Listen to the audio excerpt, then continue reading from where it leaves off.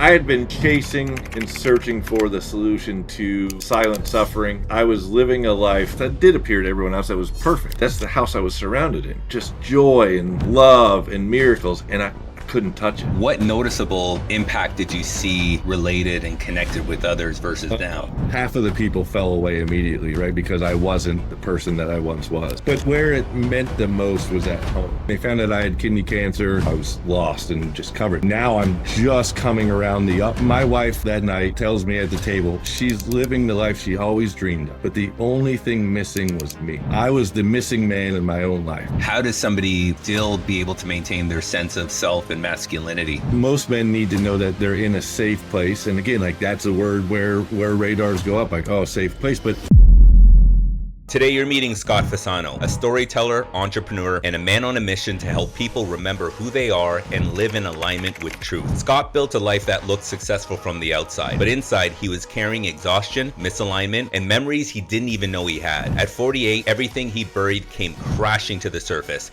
and shattered the identity he spent decades performing. What he discovered is what so many people quietly live with. You're not tired because you're doing too much. You're tired because you're living out of alignment with who you really are. If you've been feeling disconnected, overwhelmed, or if life isn't matching who you are anymore, Scott's story may be the truth you've been avoiding and the one that finally makes everything make sense. Scott, how are you doing today? oh, I'm doing well, brother. It's great to catch up with you. We've shared a few emails and talked for a couple minutes, and I'm excited. I'm thankful for being here. I'm thankful to be here as well. We're going to be talking about the thing that you do, which I'm really interested to understand what it is. Remembrance-based transformation. What is that? Yes, so I'm an operator. I'm a storyteller. I'm a guy that helps businesses bring product to market. And part of that is finding a category of one, right? And for me, remembrance-based transformation is my category of one, right? I tried all the things, right? I've tried all the self-help methods, right? For years. I was the 4:30 in the morning. I was all the Navy SEALs things, all those things. They all added an element of help, but none of them were really getting to the core of it. And really my method was more about, no one else was coming to save me, not in the term that we hear, but the no one is false because it was me that came to my rescue. And that's where remembrance-based transformation came from, is I was the one with the answers, right? All of the coaches I worked with, all of the books I read, they had other people's answers and they had how those people got to their answers. But for me, it was a very self-contained process with people surrounding me, but I held the answers that I had been looking for everywhere else on the outside. What made you come to that realization? Yeah. So for me, it was repressed memories. So for me, years of working all kind of different modalities, and the modalities don't matter much, but talk therapy and just through all of them. And I was preparing for a workshop with internal family systems, and I'm a performer, so I was reading ahead in the workbook. And I accidentally did IFS on myself here at this very desk. And I went upstairs later, sat down in my recliner, and just got blasted with pictures of what my life was, the life that I did not remember before that. And for me, it was significant abuse as a child, things that I didn't remember.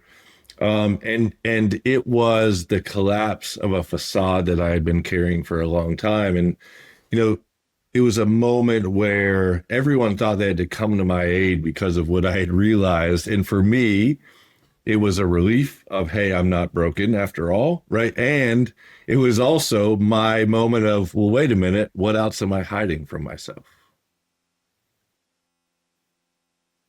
You mentioned in your application for this conversation that we're having, and I'm so thankful for having the opportunity to read what you wrote. It was just beautifully written, and I could tell you put so much heart and soul into your story. There was something that really stood out that you're kind of touching on right now, and I want to read the sentence that really popped out at me. And you said, at 48, the truth I'd buried since childhood surfaced, and it shattered the story I'd built on my life. So take us through that moment. What was that epiphany? And what did it shatter? What was that thing that broke down? Oh, yeah. I tell you, I still get goosebumps now, even thinking about that night. So I had been chasing and searching for the solution to silent suffering, right? Maybe it was depression, but it was just this silent suffering, right? I was living a life that would appear to everyone else, that did appear to everyone else, that was perfect, right? I mean, I have two miracle children. I have a 24-year old, and then I have a 7-year old and a 5-year old, and the 7 and 5-year old had less than 1% chance of being here. And I was surrounded. That's the house I was surrounded in, just joy and love and miracles, and I couldn't touch it. I was just bringing home negativity and impatience and anger right in this house, just full of love and joy, and I couldn't tap into it. And I was on this quest to fix myself, right, to find what it was that was just taking me out of life. And I went through all the things. I went through the drinking, right, all of the side effects, and we were pretty deep in the work, and the people around me thought we had a pretty good beat on it, and everyone thought that it was around the loss of my mother over 20 years ago now. And just if we could get to that and allow me to grieve about that, that would do it. And much to my surprise, sure, I hadn't grieved my mother, but it was about a relationship that I had with my father. And my father and I had never been close. We weren't the huggy type. We weren't the I love you type. There was always some awkwardness there. And I'd been trying to kind of reclaim a relationship with him because it was the right thing to do, right? To be a good son, to reconnect with my father. And in doing that, it just started to raise these flags. Like he would say something that would just plant the seed of like, that doesn't make sense to me, right? Because I couldn't remember the thing that he was talking about. And ultimately, sitting in my recliner, I just had this flash, right? Everyone talks about, seeing life flash before your eyes. And that was my experience. I can't connect it to what other people say, but for me, it was all of these memories just flooding at me almost like a tidal wave. And inside of that was every emotion you could possibly think of all at one time. I mean, I stood up at one point, Dwayne, and was hopping up and down, just trying to like talk to my wife and tell her what was happening. And it was just this flood, and then it was just quiet. And for the first time, I stood still. My wife asked me what was happening, and I said, I've been abused by my father for years. And then I paused, and then I looked at her and said, I've been waiting my whole life to say those words.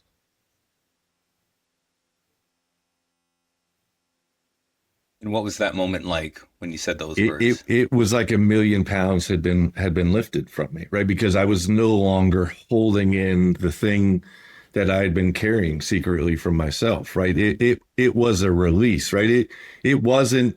I wasn't angry. I wasn't upset. I wasn't sad. I felt ease because the secret that I was holding from myself, the secret that had been withheld from me by others around me that were supposedly my parents and had to love me. It was released, and with that, I didn't need to continue to talk to someone about, hey, here's what it was. Just knowing, all right, I've connected with it, I've seen it. It didn't feel great to see it, but that was it. It was released, and the hold that it had on me broke free. What do you think gave you the strength to admit it at that time? Because, you were 48. Yeah. Why did it take that long? I was always working on the wrong thing, right? I was always working on symptoms, right? I was always working to be a better man, a better person, right? To do things better. And I was always looking for it externally, right? So what are the hallmarks of a good man, right? What are the hallmarks of a good dad? And I held myself accountable. Oh, okay, I'm falling short there. Okay, I've got to be less angry. Okay, I've got to be less impatient. And I never flipped it to what's at the root. What's really driving this reaction, right? I was always working on, I gotta stop this anger thing. I've got to stop this drinking thing. And I had been put on a path of, it's time to address me, I found out at 47, and this was in a plant medicine modality, but I found out for the first time, 47 years old, that I was loved. And it sounds funny to say the words outside, but I have a journal that I was going through processing, and I write on page after page, I am loved over and over again. And the morning after I had that, I realized that I was loved. I spent time calling a bunch of people to apologize, to say, hey, listen, I'm really sorry for the way I behaved. I really didn't know that you loved me. And I hope that explains some of the way that I treated you and that I behaved, right? And again, it wasn't, hey, I'm off the hook, I didn't know. It was me really connecting with, I didn't realize you loved me. So yeah, I wasn't the person that I should have been to you because I didn't know. I wanted to dig into that a little bit because I was thinking, if you spent that long of your life dealing with the symptoms, what noticeable impact did you see your behavior then manifest in the way that you related and connected with others versus now? Dude, it's night and day. I mean, it's odd. There's two parts that go with this, and you've been through a lot of work, yourself. Half of the people fell away immediately, right? Because I wasn't the person that I once was, right? I wasn't out drinking. I wasn't doing all those things.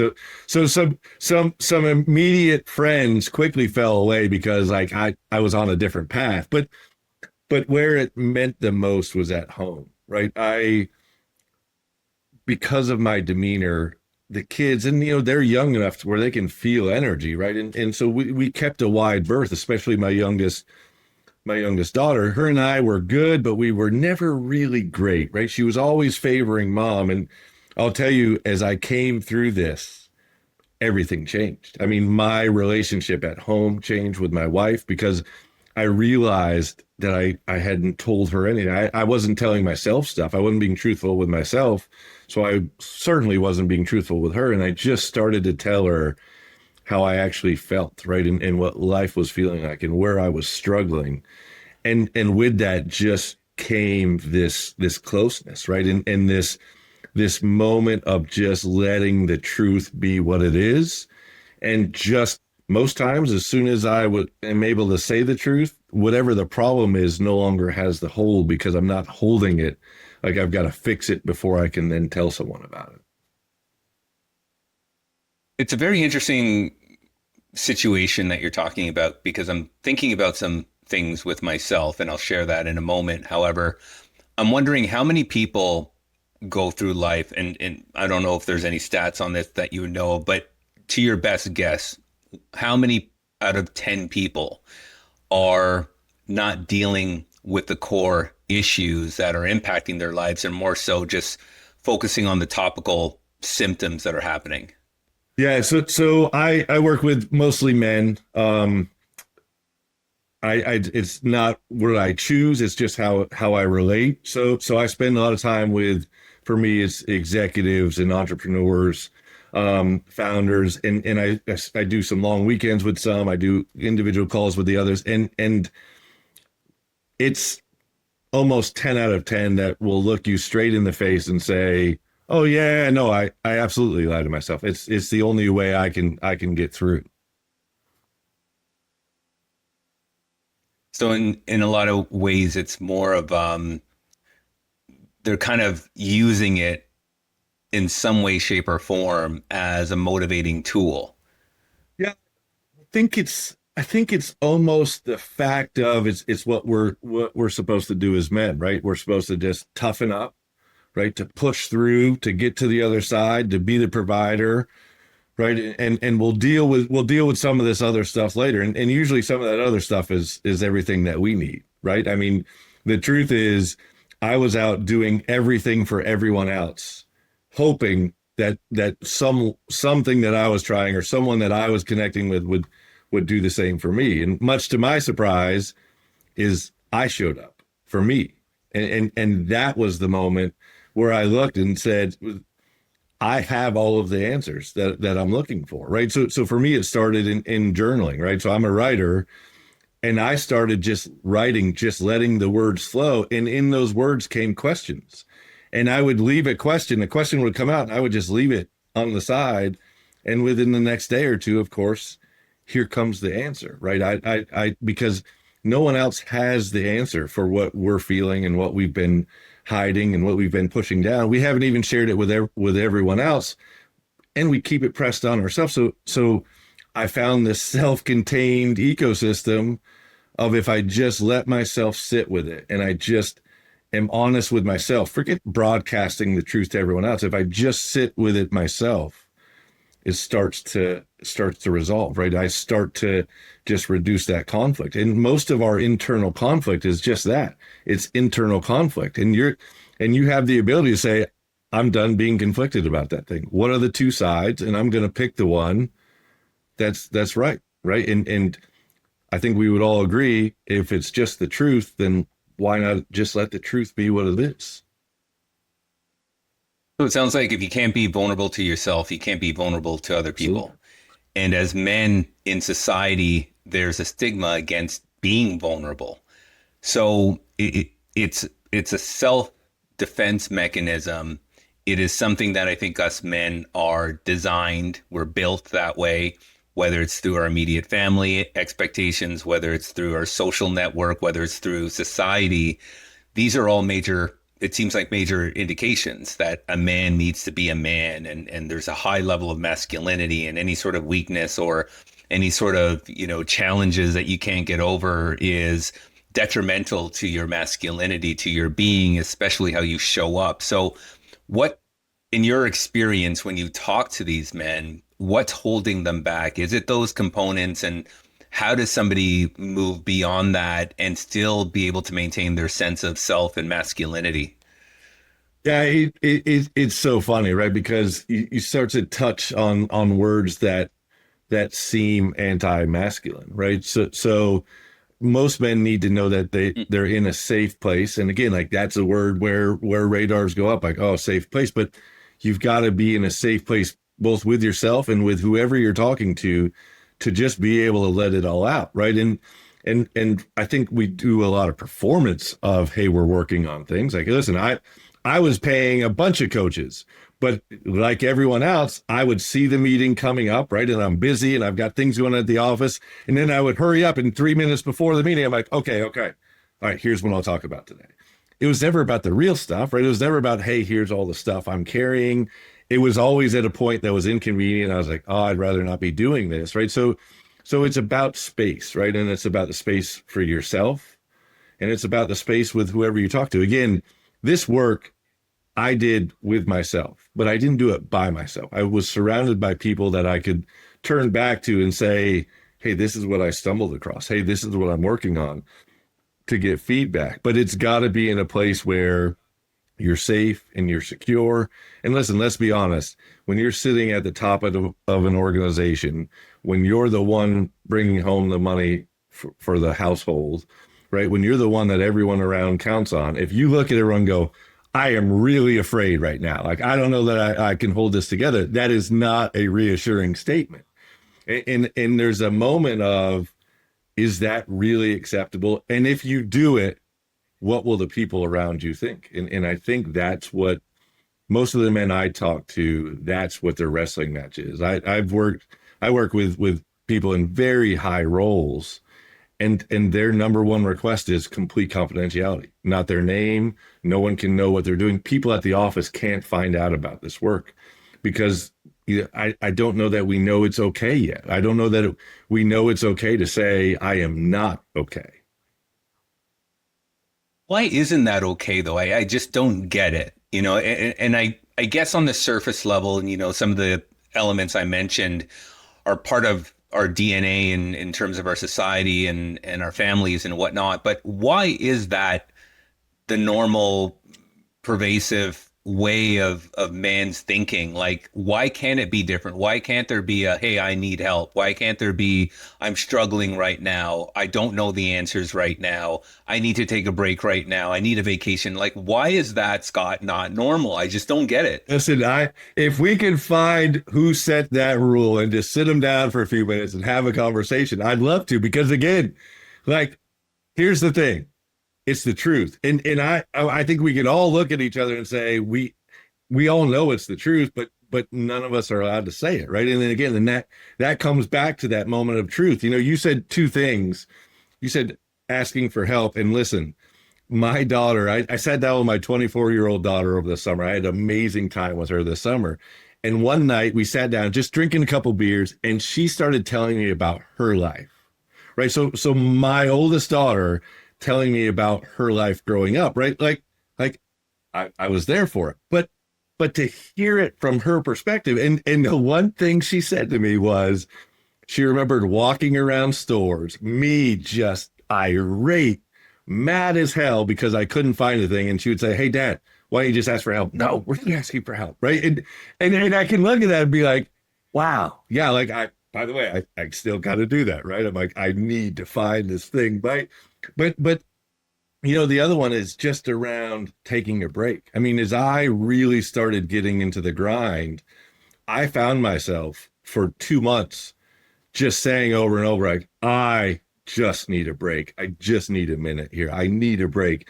And again, even that, people didn't even know how to categorize that. Like, do you need a day off? Like, no, I just need all of it. I need a break from everything just for a minute so I can find myself so I can sit and just think for a minute, right? And even that seems foreign, right? Someone really stepping up and saying, I have to take a break for a minute. Like most people don't think there's room for that right now. It's got me thinking, has there ever been a situation where somebody lost something or everything because they were vulnerable, because he was challenged or, displayed a moment of weakness? Did somebody in history lose something that kind of set this trail of events as we know it today, where it's just impossible for men to admit their vulnerabilities? Listen, maybe the audience can share something with you and I, because I don't know, but it's a great thought, right? It's a great moment of wonder of like, all right, when did it happen? And let's look back at it and see what really went on. Yeah, it really just boggles my mind where it comes from. Now, and then, in all seriousness, I do think there's this very prevalent idea of a man. And a man needs to be strong, he needs to be capable, he needs to be the provider. And I think that is almost the antithesis of what we think of in terms of weakness and vulnerability, etc. But there must be that sweet spot. I think you can have both. I think they can both exist in the human being. I think in particular for men, you can be strong, but you could also be vulnerable. You could have moments of drive and ambition, but you also need a break and you also need to relax and get away. I think those two things can definitely coexist. So in your experience with the individuals you've worked with, how have you helped them get to that point in terms where they could understand that, hey, yes, I'm a hustler. Yes, I'm a business owner. I'm an entrepreneur. I'm an executive. I'm a provider. I'm a family man, etc. But I also have to remember myself and really uncover the truth about what's running my life. How do you help them get to that point? Yeah, so it's funny for me. So I write daily on Substack. So I use Substack as a journal, and part of my work there is to make sure that I give everyone that needs it an opportunity to see that they're not alone, right? Because when I was locked up in my own silent suffering, I thought for certain that I was definitely the only one that felt this way, right? How dare that I hold everything that I have and all of the blessings that I had around me, and how dare I feel this way, or how dare I not feel at all? And so I lead with just being living proof is what one of my publications are on Substack. Just putting that signal out every day, and knowing that someone somewhere will catch it, right? And that's what I spend most of my time doing when I'm out working with men. We sit down and we share, right? And I'll share a story, right? Or I'll share an exercise. One of the best exercises that I do, hands down, it blows everyone away every time. It's called From Shadow to Light, and it's this simple exercise. And I use ChatGPT for it, and I use it for what it's worth, right? And ChatGPT recognizes patterns. So you just give this thing, you pick any topic that's weighing you down, and you give it a full brain dump. You don't write, you just keep on clicking away. And then you ask ChatGPT to turn that into a paragraph. Hey, turn that into a narrative for me. And then you ask it to take it to a sentence. And then you ask it to take it to a word. And that word essentially describes where you are. The first time I did it was I'm at this retreat and I'm just struggling. And it's a corporate retreat. And I'm like trying to get my head around. I'm buying these businesses. And I do this exercise and it comes down to restless. And now I'm the driven guy, I'm the performer, I'm the go-getter, I'm the builder, I'm the architect. And then the reality was, from my own words, restless. Right. And again, when I do this exercise with men, it usually breaks them open, right? Because you look at it and go, no, no, no, like that's not your coach. That's not some third party. That's not an assessment you took. All it did is it took your words and told you what the pattern was in your words, right? So it's just yours. But then there's the opposite of that is then you get to rebuild it, right? And for me, it was, well, where do I want restlessness to go? And I wrestled with it and I came up with harmony, right? And then you do it backwards. You say, okay, now my word's harmony. So what's the sentence? And then what's the narrative of me living in harmony, right? And for me, it became this beacon. And as I do my work, I did this exercise last year with a group of men. These guys have been together for 10 years as executives. They meet together monthly. We did it in that room and we had to correct a couple and say, hang on a second, I think you missed this over here. And we redid a couple words for everyone. But the reality was they all sat in that room and said, yeah, this makes total sense. Like, how did we not see this before? Right. And a couple of the guys in the room were like, yes, of course. I've been trying to tell you that, So it's really just allowing men to find their path to their truth in a way that makes sense to them, right? So for me, from shadow to light was the easiest way, right? It's like, hey, just tell yourself the truth. Let this pattern recognition machine help you with the pattern and work from there. In your experience, what are men struggling with the most? Oh man, it's someday or one day, right? It's the everlasting chase of yeah, I'm one day I'm gonna do these things for me. One day I'm gonna sit down and I'm gonna relax, and someday I'm gonna go bow fishing right in the Keys over the weekend, right? And for me, my story is wild and all over the place. But for me, I had cancer in 2019. They found out I had kidney cancer. I just ignore the call to slow down altogether. My kidneys removed. I'm back at work in 6 days, like done. 5 years later, I'm getting medically cured, right? All I got to do is this last 5-year scan and it's over. And they think they find something on my left kidney. And I went 2 weeks wondering, is the cancer back? And I wasn't the guy that I was 5 years ago, right? 5 years ago, I was lost and just covered. Now I'm just coming around the uptick of like, I'm connected to life again. I'm feeling good. And my wife that night tells me at the table, after we find out that the cancer did not come back, I'm healthy, I'm good. I finally tell my wife at the dinner table, whew, man, I was afraid of that one. I was really scared. And she goes on to tell me that she's living the life she always dreamed of. But the only thing missing was me. I was the missing man in my own life, right? And she was just waiting for me to be finished with business because she thought business is what fulfilled me, right? And I kind of laughed, right? Somewhat kind of angry and said, no, no, no, I was out doing all that stuff because I thought we needed more. And she said, no, the only thing this house needs is you. And I think that's the moment of struggle for most men is they run away from the thing that they really want to get back to. And what as they're running away from it to go out to do all the things that they should be doing, their real focus is how do I get back to it?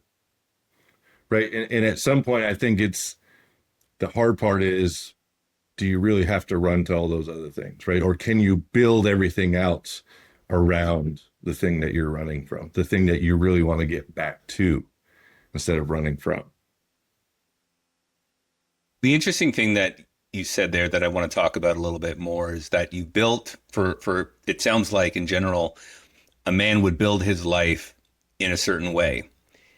And let's fast forward to having, let's say, a partner, family, etc. Now, all of this has been created by living that life. And when you get to a point where you now have to have some introspection and you're like, wait a second, I'm living a certain life, but I haven't remembered who I am. I haven't gone to the base of who I am and lived life through that. But how do you make that pivot considering that not only people are relying on you? Let's look at it, Scott, honestly, let's look at it from a point of ego or confidence or comfort and say, well, will my partner look at me differently if I'm not as ambitious, if I'm not as driven, if I'm not as focused in my work? Like that to me must be a real fear because that's something that even I think about. Yeah, and listen, practical reality requires, right, a certain level of income, right? And again, to your point, like once you've built it, you either have to tear it down, right, or you have to figure out how to keep that machine fed. And for me, I completely unraveled everything. But I want to be clear that that is not the way that it has to be done, right? So one of the things that I say all the time is do as I learned, not as I did. So for me, what I realized, and again, maybe it's everyone, maybe it's not. Most people I work with can navigate it in a way of, hey, just work on it in small dribs and drabs. But for me, I realized that everything was a lie. The business that I was working on buying, that I was in this terrible process of like trying to buy it, was all a farce, right? It was all just this facade. I didn't want anything to do with the business. What I really wanted was to get the owner out of the way because it was just a mess. And I thought as soon as I got him out of the way, I could fix it, right? So I had to just look, and I just kept on like, okay, God, that's a lie. Oh, that's a lie, right? And so for me, one of the things I say is I pulled everything close, right? My family, I pulled close, a couple other things, and just said, these are the things I know to be true. And then the rest of it just fell away, right? The rest of it was gone, right? Whether, I've called it a beautiful tornado, I've said it was burned up in the fire, but, I lost everything. But the only thing I was left holding was just the stuff that mattered, right? And for me, that's where I started to build from. So I did the full tear down and full rebuild. And we can talk about provision and how all along the way, the right contract would come along, right? And I would be provided for perfectly just when I needed it the most. But the reality is it doesn't have to be wholesale changes, right? This is about alignment, right? And once you find alignment, you don't have to flip a switch and say, hey, I've gone from here to there overnight, and this is a 90-day transformation. This is finding alignment first with yourself and making sure, hey, I know this to be true. And then again, to your point, it's then looking around to say, are the people around me truly aligned with who I am, right? And listen, maybe it's your significant other. For me, there was a bunch of friends that were far out of alignment. So I don't think it has to be this immediate, 90 days and everything's fixed, or 12 easy hacks, right? And you turn. I think it takes work. I think it can be done intentionally. And again, just agreeing with yourself of, hey, this is not where it needs to be. But instead of just holding it in and making it what it needs to be, if you can just hold it there and say, that is not what I want it to be, that's not what I need it to be, but for now, that's that's the cards I'm dealt, and I'm going to keep on doing that. But my relationship with it is changed. I can tell everyone now, like, this is not the thing for me, but I've got to take practical steps in life to get to where I want that to be. So as a man, you talk about alignment and being in aligned with who you truly are. If you built your success as a man, as a career person, and you've attracted things like your partner and maybe companies or employees, et cetera, and success, if you've attracted things through misalignment, then it's not an overnight thing to get back to that alignment place that you're talking about. However, it sounds like you have to have some conversations with people. And in your situations, having conversations with your wife at the time, talking about all the provisions that you were focused on and you were looking to achieve, and having that moment where she responds to you and says, well, I just want you, right? I want your alignment, who you really are. That must have felt good in terms of not having to put up this front, I guess, or this focus around your identity that you were creating. And it gave you, I think, a little bit of an opportunity to feel more relaxed, to feel more vulnerable, to talk to your wife about, you know what? Yeah, I don't feel aligned right now. And I can be vulnerable with you about that because you've opened up that door.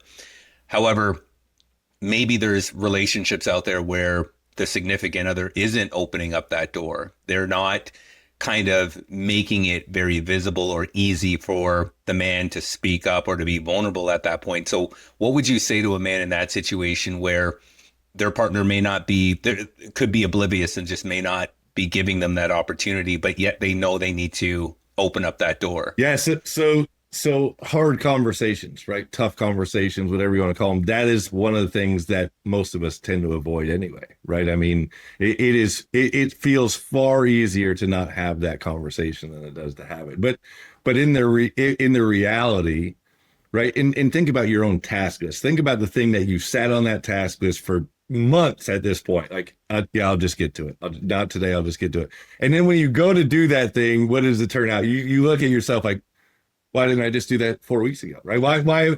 And what I Oh, have yeah. found is in most cases, not every case, but in most cases, those conversations, everyone comes back and they're like, yeah, like she already knew. Like none of this was a surprise to her. I mean, my wife, when I told her, and again, like thinking I'm like a big deal, right? I'm like, all right, listen, there's some real stuff we have to talk about. Like, I don't know about this. I don't know about this business thing. And she was like, thank God. Like, what?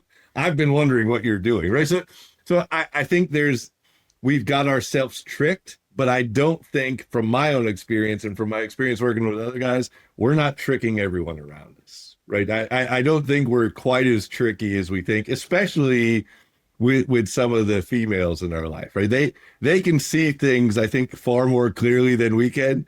I haven't shared anything with my wife where it's blown her mind. Typically, she's been like, yeah, that's really interesting. Like, thanks for joining me up here. Welcome to the party. Glad to finally see you and meet you. It's like the reintroduction. Yeah. I used to get really aggravated with my wife. I would get a new contract or something exciting would happen. I would run upstairs like, oh, you won't even believe this. And she never held that excitement. And one day she looked at me and she was like, listen, you said you were going to do it and you did it. So I'm not sure what you want me to do because that's what you do. When you tell me you're going to do something, you do it. So why don't you let yourself just enjoy that a little bit? Like yes, there's no parade here. I was happy when you said you were going to do it. Yes, I'm happy that you did it, but the reality is like have some faith, right? Have some confidence in yourself to know that when you set your mind out to do that thing, that you're going to get it done because ultimately that's what you do. But what's in the transformation? What's the remembrance based? What does that mean exactly? Yeah.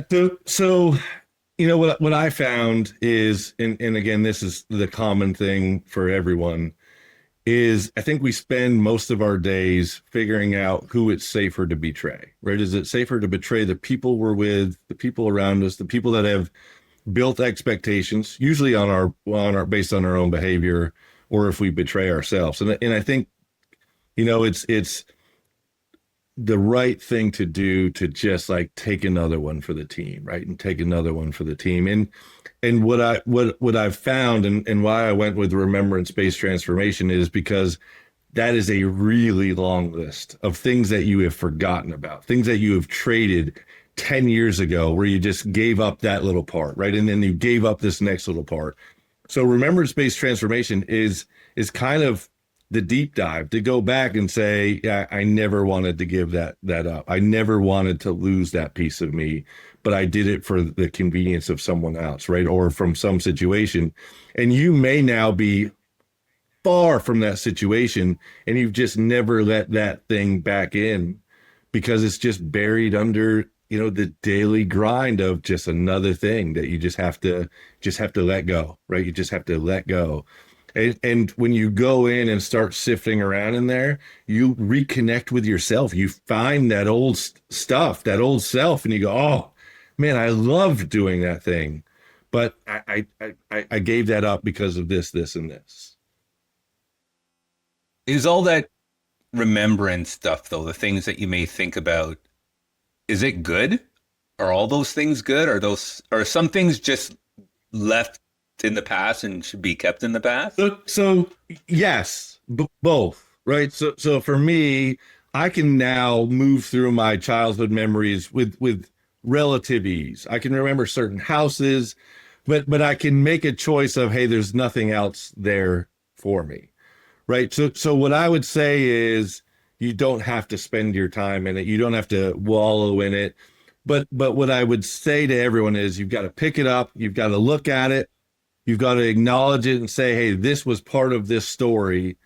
And then, yeah, absolutely. You can choose to put it down and say, that was terrible, but here's how it served me. That was terrible, but here's how I've learned from that thing. Put it down and move on. So you don't have to do full excavation and pick out every little piece, but you have to at least look at it to acknowledge that that is you, that is a part of you one way or another, and then just choose to move on from it. But keeping it stuffed down like, oh, that's the black box of stuff that I really don't want to get into, you're not resolving the ache fully. You're still carrying those secrets. And again, the hook in all of this is remember something you already know, right? You're not revealing something new to yourself. You're not revealing at 49 years old, at 50 years old, you're not revealing to yourself, hey, this happened to you at 23. Like you already know. You're just allowing yourself to take it, to look at a minute and go, yeah, I remember that. That was a rough time, and move on. How would you recognize it though? Like you're going through your day every day. How would you recognize what those core moments are? Yeah, so for me, again, I'm a writer, so I do a lot of journaling, and it's what I suggest most people do. But for me, it's in patterns, right? And it'll just show up, right? It'll be the snap at the kids, right? It'll be the snap at someone I work with. It'll be the snap at my wife. And I'll always slow down. And one of the most powerful questions I always ask myself is, why is this here? Right? Because I can go upstairs right now and snap at my wife, who, by the way, has nothing to do with any of it. But I was always able to project it onto her, right? Whatever I was feeling, I projected it onto her like a giant movie screen. She played the perfect role because she did the thing that I then needed to take out on her. And as I started peeling that back, right, I started to realize, like, wait a minute, this has nothing to do with her. So what is it really, right? And I think as you allow yourself to just consider what's really driving me today? Why did I just wake up with that ache? Why am I snapping at the kids who had nothing to do with why I snapped at them? And it's not this deep work. I can just leave myself sitting with what was I really feeling? Oh, I was actually aggravated at this thing over here. And you can kind of start to follow those threads. And again, you don't have to pull the thread all the way to the end, but you can at least start to let yourself realize, hey, my reactions and my actions have very little to do with the here and now.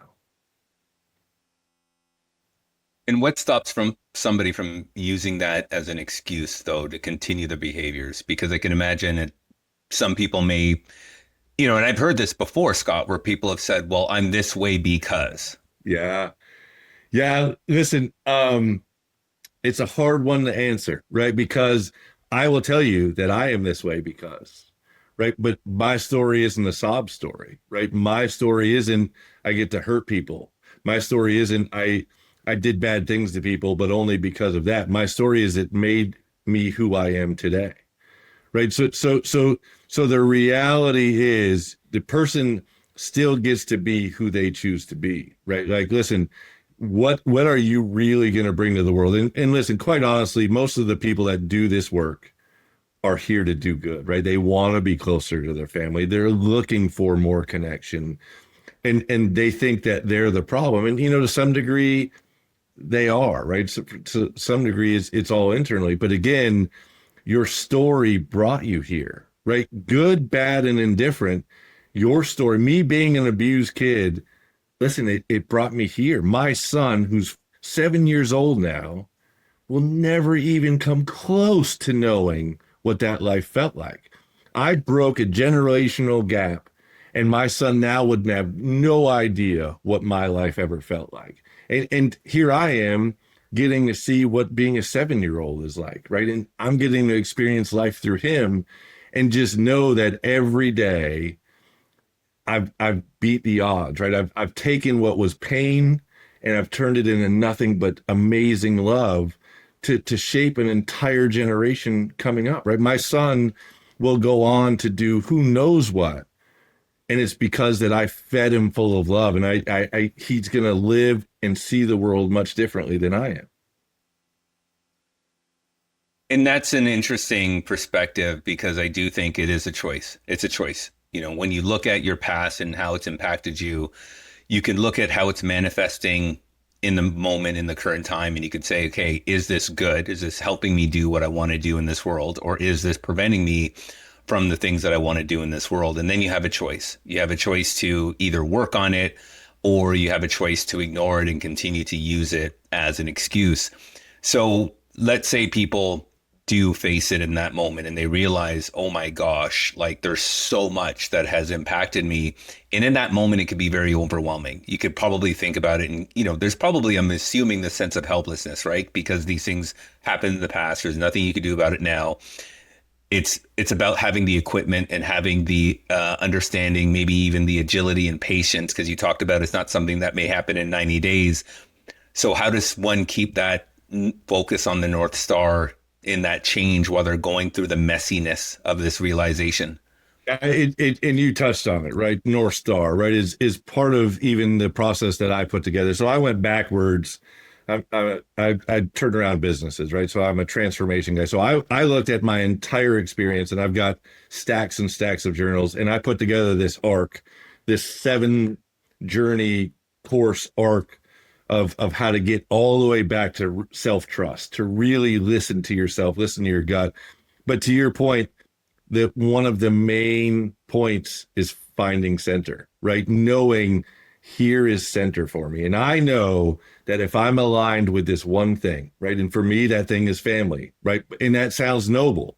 Not everyone has a family. Not everyone wants a family. So I don't care much what your center is, right? And as long as center is true to you, when you're aligned with center and you know I am making a difference for me and what matters to me the most every day, that starts to shift your energy, right? That starts to connect you with, I'm doing something that's valuable. I'm doing something that's meaningful.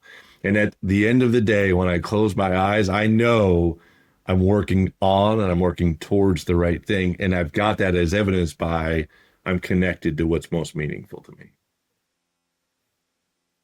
It's something I've learned recently and I've been practicing myself is the way I view the world. And I learned, and it's funny because I never really thought about it in this way, but I learned that the brain is such a neutral part of your body, your being. It only does work that looks to define or to make sense of the things that you think and you believe. So for myself, I would always look at things from a perspective of, let's say, gap or cynicism or maybe challenges. And then my brain would look for those challenges. It would look for those gaps. It would look for those cynical moments or experiences that would only validate what I believed and what I already thought was already there. So I started to shift my mindset. And it's kind of like, you know, Scott, if I was to say, you know, if you've been out today, I would say, like, how many red cars have you seen? If you were to answer that question right now, you would say, I don't know. But now that I've asked you that question, you would go out and you'd be more cognizant of it because I've, you know, pretty much framed you to think and look for it. So I realized in my own shifts, I've been trying to start my day with that sense of gratitude. And I think gratitude is important because you have to have grace with yourself. You have to have gratitude with the things that have happened for you and with you.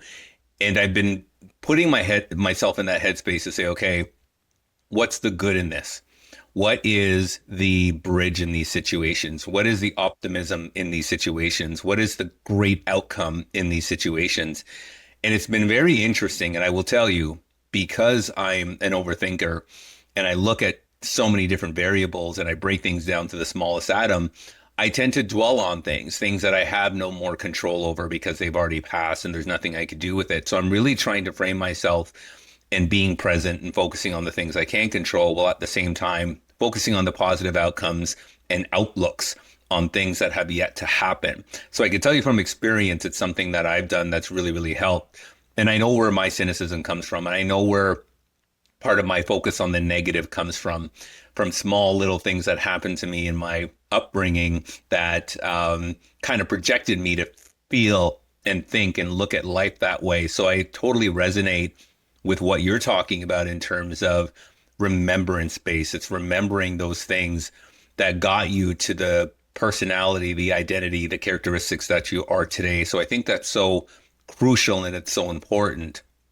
But I always come back to that intentionality. I'm a very intentional person. So I'm a person who, if I find myself in a habit of something that maybe isn't the healthiest, and I mean like, I don't know, eating gummy bears consistently every day. I enjoy gummy bears, but if I find that I'm buying like 5 or 6 packs a week, after a couple of weeks, I'm like, wait a second, this isn't healthy. You got to stop. And I'll stop cold turkey. But there has to be some sort of intention there. For executives that you work with and men that you work with in whatever position in their life, how do they get to that intentionality? Because, you talk about trust, knowing yourself, the truth, sorry, of knowing yourself. Then you talk about alignment, which is, are you aligned with who you are? But then there has to be that intention, which I'm assuming embodies action. So how does somebody get to that point?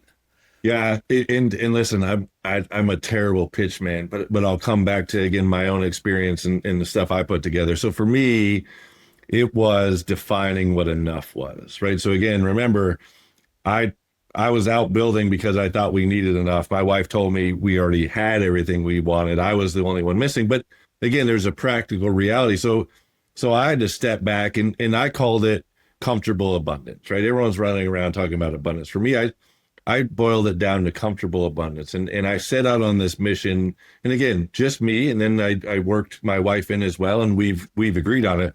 But what is enough, right? What is it that I'm chasing, right? And I went topic by topic, right? What do I want in the career? What do I want to be doing? Right. And really allowed myself to put it all on paper and then to look at it. And really when I looked at it, like, this is it. I've been doing all this other stuff and this is all that I'm after. And again, then to your point, and then you start to shift to say, okay, this is something I can be intentional about. I can start working towards this.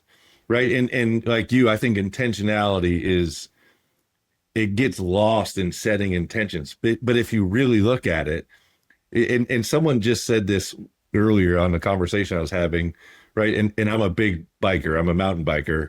And, where I look is where I go on my mountain bike, right? So if I'm looking over at a tree coming up in 10 feet, guess what I'm going to nearly run into, right?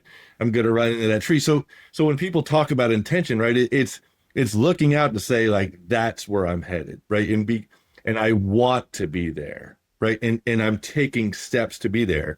Maybe they're little baby steps at first, but really looking at it and setting that target. And again, having a moment with yourself and then those around you that it impacts to say, hey, does this make sense? Right. And to set that course to say, here's where I'm headed. And by the way, even with you, your cynicism, I bet you have a list 2 miles long of how your cynicism helped you time and time and time and time again. Right. So it's not, hey, throw out the cynicism. That's no longer relevant. It's like, no, that brought you here. Right. It's how do you use it in a healthy way? Right. It's the gummy bear example. It's like, how do I allow the healthy dose of all of the things that brought me here to still contribute, but to not have the voice of fear, the voice of worry, the voice of doubt? How do all those things that had value all along just come into the conversation, but do it differently and do it to a place that I want to be going? I like how you said that because then with myself, with cynicism, it's not like I'm taking it away. And I think sometimes maybe that change, that pivot is a fear for a lot of people because they believe they're going to have to take something about them away, especially something they've depended on. And it's like, no, you can still keep it. You just have to be intentional with how you use it and recognize when it's using That's you. it. Yeah, you change your relationship with it. So for me, I completely disconnected from business. I stepped away because there was just a lot of stuff, right? I blamed business for a lot of stuff. And I started piecing it back together, working with smaller companies, working with mid-sized companies. And now I'm getting ready to step into a bigger turnaround. So I'm out talking to PE firms about stepping in for a big turn. But I had this moment and I was just sitting here and I was doing some writing and I had this thought of myself standing in the middle of the intersection and there was four versions of me at all of the corners. And I had this thought of, okay, which one am I? Right. So there was like the Delta me that did all of these things at Delta Airlines, and there was the AirTran me, and then there was the small business me. And all of them came with the negativity of that time. Like, oh, Delta, man, I was a mess then. And oh, AirTran, ooh, so much drinking. And I just had this moment of, no, they're all me. Like I'm still all of those people. And I was throwing all of those versions of me out because I was only looking at the negativity that came from it. I was kind of washing myself of it.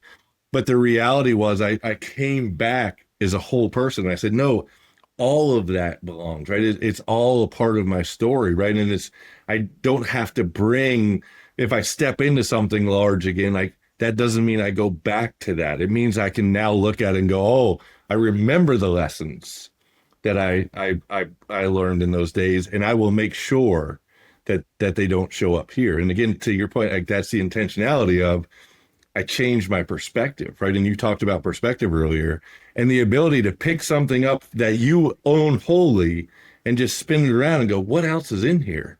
Right? Like what if I look at the cynicism from just a separate angle and see here's all the ways that it's helpful. And here's how it brings value, not just to me, but to others. But to your point, but here's what happens when I let cynicism run the show. Let's go back to earlier on in our conversation. We talked about this mythical beginning where it was decided that men just needed to be strong and characteristics of weaknesses or vulnerability just wasn't accepted. Now let's fast forward and to think if you had the control right now, if you had power, and based on your experiences, Scott, what should men aspire to be now and moving forward? Yeah, so for me it's easy. So for me it's truth tellers. First to yourself. Right? I'm not looking for I did not run back out and grab everyone and say, "Hey, here's the list of things I did to you." And you know, I did this and then I did that. Like none of us have any real drive to go out and divulge all the secrets.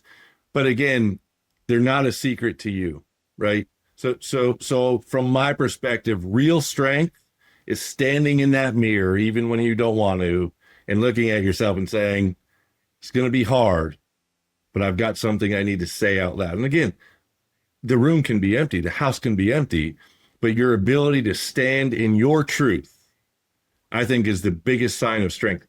That we mistake that and we think that the biggest sign of strength is the ability to shoulder it all, right? The ability to stuff it all in as tight as we can. I don't see that as strength, right? I see that as the weakness in that is like, I don't even want to look at that, right? But if you just look at it, and again, in most cases, it just goes away. It just dissolves because you already know, right? You can't hide something from yourself. You were a part of it. You were there. So now the ability to just stand up in the mirror and look at it and not walk away in discomfort, right? To just stand in the discomfort and discomfort always fades, right? It's just a moment of just sitting with it. What does this have to show me? What did I learn from this? What will I carry forward from this? And then move on. And that's not, it's interesting because it's a hard thing to do. And I've done affirmations in the mirror. You feel weird at first. You're kind of like, okay, I hope no one's watching right now, but you feel a little weird. But I will tell you, admitting the truth about who you are and the decisions that you've made and the way you truly feel That's difficult. Some of the hardest work we'll ever do, right? And again, the hook is people around you already know more than you do, right? Because again, it's your behavior, right? So who are you really fooling? Who are you really being strong for? Hmm. Interesting. So, is there anything in our conversation today that we didn't talk about that you want to touch on? I think the only thing, and we shared about this a little bit in the email, right? And it comes around the three phases, right? And I mean, really, it's self-truth, right? It's really just letting yourself tell the truth. I've got a journal. I put together this 30-day journal that just picks at truth and just asks you hard questions and just lets you sit with them. But the hardest part about that journal is ask you to write down your question for yourself every day, right? To just start that. But then there's the alignment, right? And as men, right, most of us have heard of atomic habits, right? Or the ability to just one small change and look at how it cascades through your life. And in percentages, it's this. Did you ever notice that no one considers the negative alignment, right? The misalignment, that's just that zero point 0.1 degree off and what that impacts, right? So it's like we discern if it's true, hey, let's move in that direction. And we never consider, hey, there's a dark side of that. And if I'm misaligned, even by this much, it does the same thing to me as the positive alignment, but just in the other direction. So it's really truth, alignment, and then integration. And you kind of talked about this, and that's just walking it, right? And living it. And by the way, having grace and giving yourself grace to say, I have lived like this for 48 years. I didn't just decide, hey, I'm telling my truth. I figured this out. Everything's better, right? I stumble every day, right? And that's part of what I write about every day on Substack is I stumble, but I also, when I write about and then I remembered, right? And then I realized what I was doing, right? And I bring myself back home. So it's self-forgiveness, right? It's something that men are terrible at, right? Is the ability to let ourselves off the hook again, to look back at that story, not to say it's not your fault, but to look at it and say, like, that guy was carrying a lot. And that moment was not great, but that moment certainly wasn't the defining moment. It's usually the one 4 steps ahead, right? When you finally come back out and you get back into daylight and you go, whoa, man, that was close, right? I mean, those are the moments, right? And we somehow throw out the fact of, hey, we were propelled to that next step by taking the wrong turn, by grinding in that thing that we didn't want, even by causing hurt. And we cause far more hurt to ourselves than we do other people. So within all of this is the ability, self-forgiveness, right? The ability to just admit something and just let it go, right? We can call it release, you can call it whatever you want, but sometimes you just look at the truth and go, yeah, good enough. Like, see you later. That not doesn't have to be considered again. I can move on now. But this is the part of the conversation where I have my guests read their letter to their former self. So I'll give you that space. Yeah, yeah. So before we hit record, I did ask you to let this go. For me, I'm a writer. So writing for me is natural, except for when someone says, "Hey, write something," and then I freak out. So I actually cried a few times yesterday putting this together. I feel like I'm going to make it through. But what I'll say is I finished this letter, I realized that it wasn't just to me. These are words I wish I could have said uh, to some friends that I lost, right? Some friends that gave up, right? And that just they felt all alone and they called it quits. And it's to friends that I'll never get to meet because they did the same thing, right? And I think as men, just the one thing I'll say is you're not alone, right? I mean, I'm an abused kid. I've been through cancer. I've done a lot of hurtful things, so I understand. And here I am, right? I'm still standing. So here we go. There's something I need you to know. It's all worth it. and it will all make sense. Every bit of it. Even the parts you wish you could erase. And you won't believe it even after you see it. The things you did to yourself, the things you did to other people, yes, they have their place in the story too. I'm not going to waste your time or mine listing all the reasons your life is more worth living than you can possibly imagine. Just trust me, it's better than anything you've ever dreamed. Take your wildest hopes, the stuff you won't even let yourself imagine. Now let it go. It's not even close. So much better. There's a moment ahead that's going to feel completely foreign to everything you've ever done or believed. You're going to have to stop. Full stop. And you're going to have to sit in the discomfort. You'll realize that strength looks nothing like you thought it did. It's quieter and it's deeper. And when that takes root, you won't believe what happens next. Pull your loved ones close, real close. Buckle up, be you fully, and don't ever apologize for that. P.S. You're loved, and the moment you accept that is the one you'll never forget. Thank you. Thank you, brother. I appreciate you bringing that out of me, because it's words that I hadn't really considered before. Powerful words coming from a very powerful man. Scott, I appreciate you and everything you talked about today, opening yourself up, and most importantly, making it safe for, I believe, a lot of men to understand where they can start to really engage and investigate their truth. Thank you. Thank you, brother. And listen, two powerful men sat here together and had this conversation. We barely know each other, right? This is available to everyone, right? Just look around. Other men are craving this conversation. I bet we can almost guarantee it. Well said.